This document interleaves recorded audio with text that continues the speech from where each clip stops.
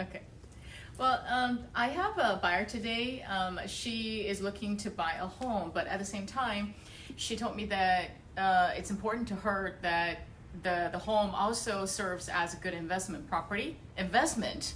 So we're talking about ADU, which is accessory dwelling unit, which is very popular nowadays. It's a one way to increase the living size so that you can increase the value of the property. So my buyer and I went ahead to go to the city of Rosemead, and we got some information. Here are some information that I want to share with you in case you're considering the same, such as prior to the approval of an ADU, the single family dwelling must comply with the applicable minimum off-street parking and the floor area requirements. So when you build an ADU, you should also consider parking.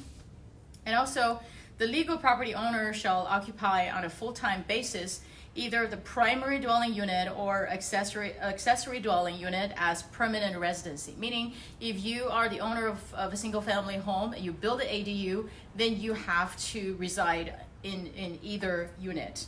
And another information I think is useful to remember for City of Rosemead is no matter you're doing an attached unit or detached unit, the minimum floor area, the size that you can add on is lesser of 50% of existing living area of primary residence or 1,200 square feet.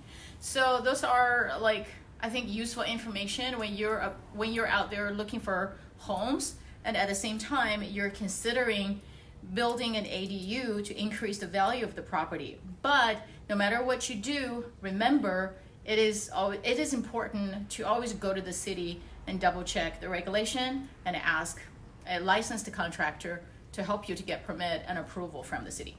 Thank you.